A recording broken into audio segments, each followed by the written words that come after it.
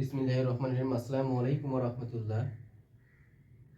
তো আজকে আমরা উদ্ভিদ শারীরতত্ত্ব নিয়ে শারীরতত্ত্বের একটা টপিক নিয়ে আলোচনা করব, সেটা হচ্ছে গ্লাইকোলাইসিস।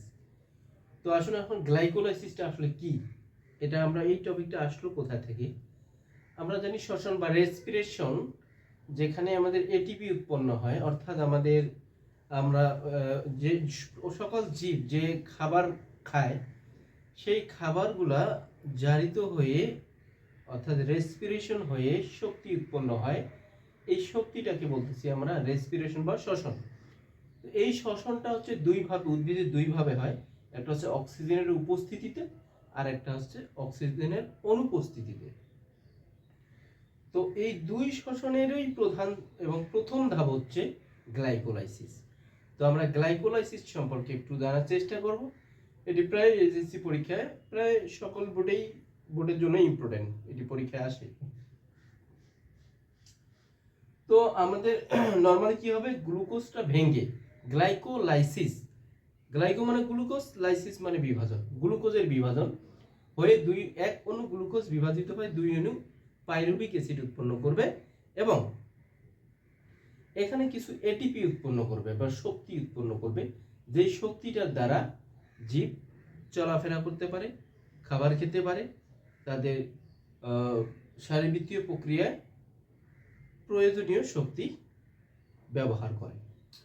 তো আসুন, এক অণু গ্লুকোজ প্রথমে বিভাজিত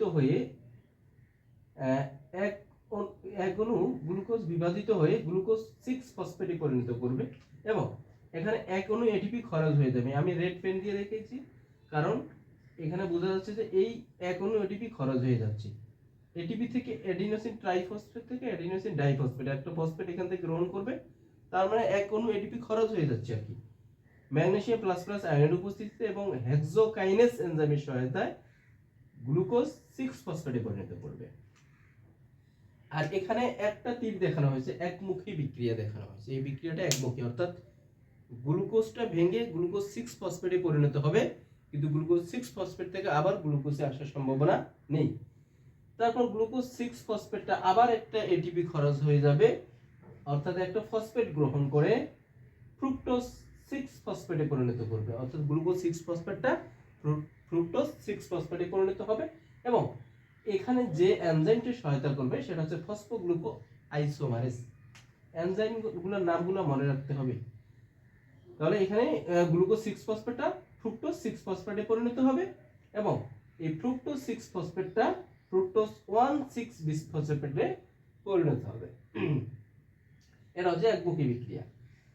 এখন আইসোমারেজ এবং অ্যালডোলিস এনজাইমের সহায়তায় এই ফ্রুক্টোজ 1,6 বিসফসফেটটা 3PGA, এখানে 3PG আমি দেখিয়েছি, এখানে 3-ফসফোগ্লিসারেলডিহাইড এবং DHAP বা ডাইহাইড্রক্সি অ্যাসিটন ফসফেটে পরিণত হবে। এটা অবশ্যই এটা থেকে এটা হবে, এটা থেকে এটা হবে, একই, জাস্ট এগুলো আইসোমারেজ, অর্থাৎ একই আর কি। আইসোমারিজম আপনারা সবাই পড়েছেন কেমিস্ট্রিতে, অর্থাৎ যৌগ তাদের মূল কন্টেন্ট একই কিন্তু অবস্থানগত দিক থেকে তারা ভিন্ন। এখন এই এক অণু ফসফোগ্লিসারেলডিহাইড এবং এক অণু ডাইহাইড্রক্সি অ্যাসিটন ফসফেট থেকে দুই অণু পাইরুভিক অ্যাসিড উৎপন্ন করবে। এটা থেকে এক অণু, এটা থেকে এক অণু। এখন আমাদের বইয়ে জায়গা সংকুলনের কারণে এই দুইটা থেকে দেখানো সম্ভব হয়নি, কিংবা আমার এখানেও জায়গার সংকুলনের কারণে পুরোটা দেখা সম্ভব হয়নি।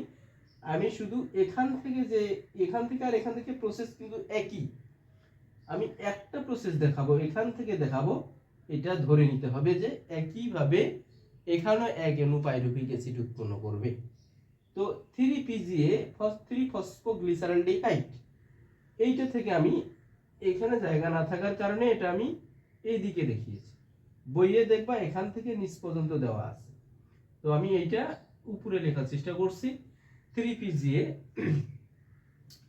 এবং এই 3PGA থেকে NADH+PI একটা ইনঅর্গানিক ফসফেট যুক্ত হয়ে এক অণু NaDH2 উৎপন্ন করবে এবং ফসফোগ্লিসারল ডিহাইড্রোজিনেজ এনজাইমের সহায়তায় 1,3-বিসফসফোগ্লিসারিক অ্যাসিড তৈরি করবে এবং 1,3-বিসফসফোগ্লিসারিক অ্যাসিডটা পরবর্তীতে ফসফোগ্লিসারিক অ্যাসিড কাইনেজ এনজাইমের সহায়তায় 3-ফসফোগ্লিসারিক অ্যাসিড তৈরি করবে 3-ফসফোগ্লিসারিক অ্যাসিড তৈরি করবে এবং এখানে একটা এটিপি উৎপন্ন হবে, একটা এডিনোসিন ডাইফসফেট থেকে একটা এটিপি উৎপন্ন হবে। পরবর্তীতে 3-ফসফোগ্লিসারিক অ্যাসিডটা ফসফোগ্লিটারোমিউটেজ এনজাইমের সহায়তায় 2-ফসফোগ্লিসারিক অ্যাসিড উৎপন্ন করবে এবং এই 2-ফসফোগ্লিসারিক অ্যাসিডটা ইনলেস এনজাইমের সহায়তায় ফসফাইনাল পাইরুভিক অ্যাসিড উৎপন্ন করবে। এই ক্ষেত্রে ফসফাইনাল পাইরুভিক অ্যাসিড থেকে পাইরুভিক অ্যাসিড উৎপন্ন করতে এক অণু এটিপি আবার উৎপন্ন হবে এবং পাইরুভিক অ্যাসিড কাইনেজ এনজাইম সহায়তা করবে। তাহলে এই এখন পর্যন্ত হলো কি এক অণু পাইরুভিক অ্যাসিড, এখানে যেমন এক অণু অর্থাৎ এখান থেকে যেমন এক অণু পাইরুভিক অ্যাসিড উৎপন্ন করছে, ঠিক একই ভাবে ডাইহাইড্রক্সি অ্যাসিটাল ফসফেট থেকেও একই ভাবে এক অণু পাইরুভিক অ্যাসিড উৎপন্ন করবে। তাহলে মোট কয় অণু পাইরুভিক অ্যাসিড উৎপন্ন করলো? 2 অণু। তো এই হচ্ছে প্রসেস, গ্লাইকোলাইসিসের প্রসেস, এটা পরীক্ষায় প্রায়ই আসে। তো এখান থেকে নৈবত্তিক যেভাবে আসতে পারে যে সবাত শোষণ এবং অবাত শোষণের কমন ধাপ কোনটি, সেটা হচ্ছে গ্লাইকোলাইসিস। তো গ্লাইকোলাইসিস ধাপে এক অণু গ্লুকোজ জারিত হয়ে বা এক অণু গ্লুকোজ বিশ্লেষিত হয়ে কয় অণু পাইরুভিক অ্যাসিড উৎপন্ন করে? উত্তর হবে 2 অণু। সরাসরি কয় অণু এটিপি উৎপন্ন হয়? সরাসরি উৎপন্ন হয় এটিপি হচ্ছে এইদিকে এক অণু, এইদিকে এক অণু, 2 অণু। ঠিক একই ভাবে এইদিকেও 2 অণু উৎপন্ন করবে, 4 অণু। তাহলে গ্লাইকোলাইসিস ধাপে মোট 4 অণু এটিপি উৎপন্ন হয় এবং খরচ হয় 2 অণু এটিপি। এটা হচ্ছে খরচ, এটিপি থেকে এটিপি মানে খরচ। তাহলে গ্লাইকোলাইসিস ধাপে সরাসরি এটিপি উৎপন্ন হয় 2-4 অণু এবং সরাসরি খরচ হয়ে যায় 2 অণু। তাহলে নিট কত অণু সরাসরি থাকে? 2 অণু। নিট থাকে 2 অণু, কারণ এখানে 2 অণু, এখানে 2 অণু, 4 অণু। 4 অণুর মধ্যে 2 অণু যদি খরচ হয়ে যায়, এই ধাপটা তো এক জায়গায় শুধু, কিন্তু এই ধাপটা তো 2 জায়গায় থাকবে। তার মানে এখানে 2 অণু এটিপি খরচ উৎপন্ন হলে এখানেও 2 অণু এটিপি উৎপন্ন হবে, 2-4। আর সব দুইটা মিলে কমন, এখান থেকে 2 অণু এটিপি খরচ হয়ে যাবে, নিট থাকে 2 অণু এটিপি। একটা সবচেয়ে আরো মজার বিষয় হচ্ছে NaDH2, এক অণু NaDH2 সমান 3 অণু এটিপি। তো এখানে এক অণু DH2 উৎপন্ন হলে নিকোটিনামেট অ্যাডিনিন ডাইনিউক্লিওটাইড ফসফেট, এখানে এক অণু উৎপন্ন হলে এদিকেও উৎপন্ন হবে, অর্থাৎ 2 অণু NaDH2+ উৎপন্ন করবে। তাহলে 2 অণু NaDH2 সমান 3 × 6 অণু এটিপি।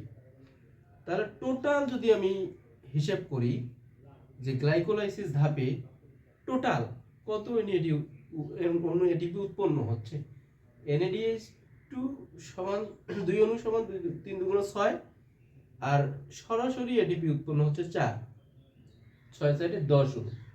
খরচ হচ্ছে কত অণু? 2 অণু। তাহলে থাকতেছে কত অণু? 8 অণু।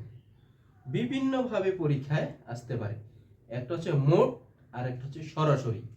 এই হিসাবটা বুঝতে হবে এবং এই প্রসেসটা পুরোটাই আয়ত্ত করতে হবে।